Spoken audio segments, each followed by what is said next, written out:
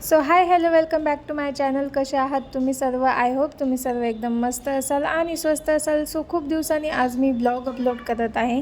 So सर्वात प्रथम आपण दुकान बंद करून निघालो आहोत आणि हा बघा, हा आमचा घरचा रस्ता आहे.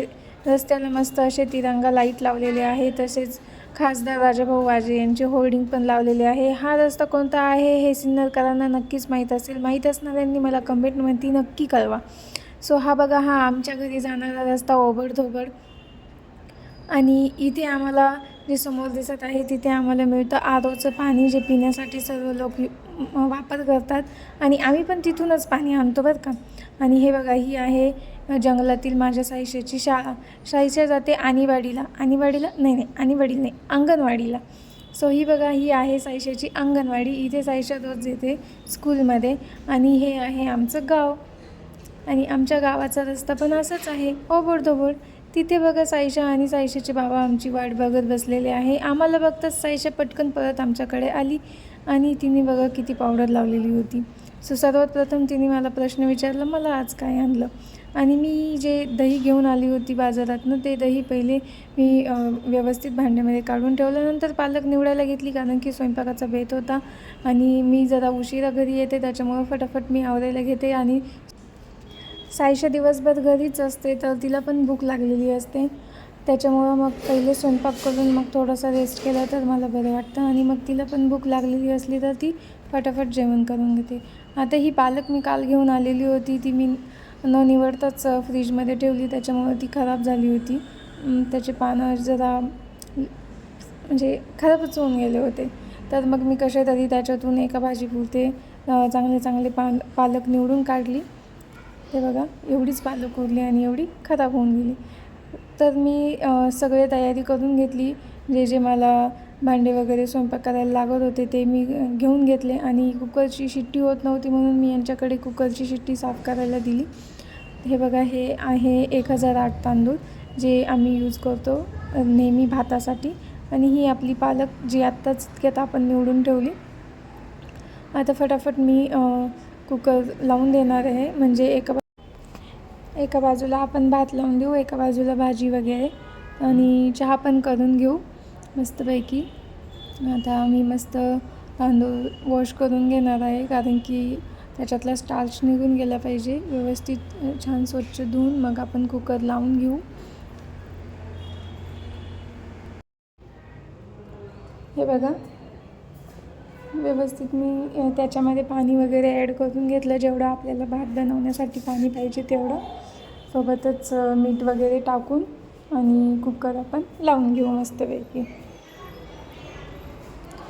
सो आजपासून मी रोज ब्लॉग अपलोड करणार आहे इव्हिनिंगला. जे काही मी करणार आहे त्याचा तुम्ही माझ्या चॅनलला सबस्क्राईब करा, लाईक करा, शेअर करा. तर हे बघा, मस्तपैकी चहा बनवून घेऊ. साईशामध्ये येत आहे, तिला न्यू पोपेट आणलं. ते काही पोपेट वगैरे खेळणी असते, ते मला पण काही जास्त माहीत नाही. ती पोपेट घेऊन आली होती आज मी तिला आणि दिलं, तर ती खूप खुश झाली, खूप हॅपी झाली. लहान मुलांना आपण काही घेऊन आलो गोष्टी तर त्यांना खूप आनंद होतो. आणि रोज आम्ही बाहेर असतो, म्हणजे दुकानमध्ये जातो आम्ही दोघं, पण ती घरीच असते तिच्या बाबांजवळ. त्याच्यामुळं ती बोर पण होते. आणि मग जेव्हा आम्ही येतो तेव्हा तिला खूप आनंद होतो. आणि पहिले ती रोज मला प्रश्न विचारते की आज मला काय आणलं. तर तिला रोज काही ना काही देण्यासाठी आम्हाला घेऊन जावं लागतं. ज्या दिवशी आम्ही घेऊन नाही जाऊ त्या दिवशी मात्र ती धिंगाणा घालते.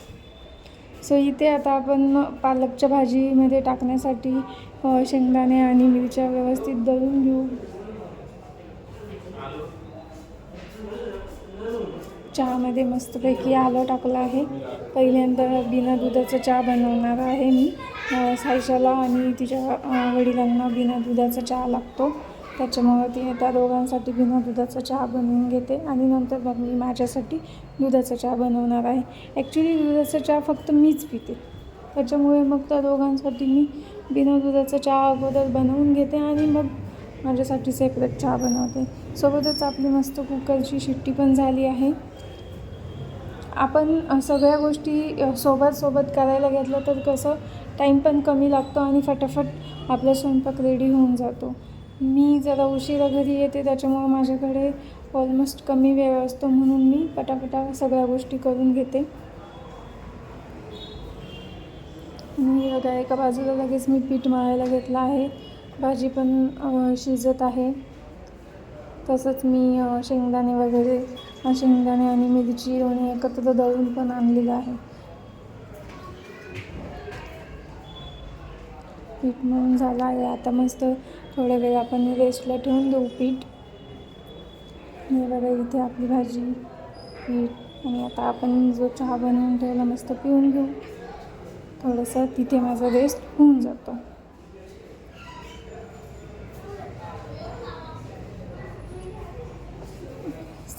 शिजलेली पालकाची भाजी आपण वेगळी काढून घेतली. पुन्हा थोडीशी आपण फोडणी देऊन घेऊ आणि त्यात आपण जे शेंगदाणे आणि मिरची दळून आणलं ते टाकून देऊ मस्तपैकी.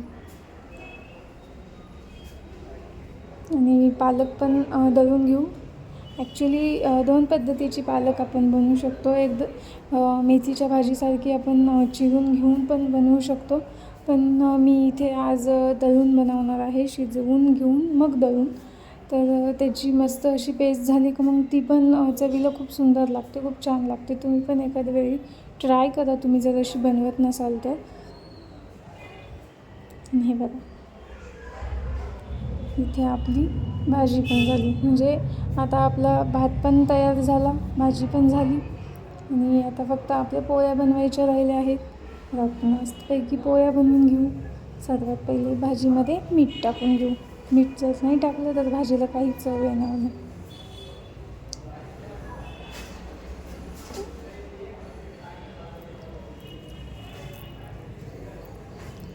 तसेच साईशाचे पप्पा मध्ये मध्ये पण येत आहेत. ॲक्च्युली त्यांना मी शेंगदाणे फोडण्याचं काम दिलं होतं. आम्ही बाहेरून शेंगदाणे घेऊन नाही येत. घरी जे शेंगा झालेल्या असतात, शेतामध्ये ज्या पिकलेल्या असतात त्याचेच आम्ही शेंगदाणे बनवतो. शेतकऱ्यांना माहीतच असेल, जे कोणी शेतकरी असाल त्यांना माहीतच असेल की शेतामध्ये आपण जे शेंगा पिकवतो म्हणजे भुईमूग पिकवतो त्याच्यातूनच शेंगदाणे आपण घरी वापरत असतो. बघा आता भाजी पण झाली मस्त. आपण एका साईडला पोळ्या करून घेऊ, एका साईडला भाजी भात आणि झालं की आपला स्वयंपाक. किती टाईम लागतो स्वयंपाक करायला? अजिबात वेळ नाही लागत. एकदा पुन्हा आपण व्यवस्थित पीठ मळून घेऊ जेणेकरून आपल्या पोळ्या व्यवस्थित होतील. ॲक्च्युली संध्याकाळच्या वेळी जेव्हा मी पोळ्या बनवते तेव्हा पीठ रेस्ट व्हायला कमी वेळ मिळतो, सकाळी जरा जास्त वेळ मिळतो. आणि हे बघा आपली चपाती कशी फुगली आहे. एवढी नाही फुगली पण बऱ्या प्रमाणात फुगली आहे. इथे आपला स्वयंपाक बनवून रेडी आहे. तुम्ही बघू शकता पोळ्या पण झाल्या आहे, भाजी भात दोन्ही झालं आहे. तसंच चहा पिता पिता आपला आराम पण झाला. आणि हे बघा एकामागून एक आपल्या चपात्या बनवून पण तयार आहे.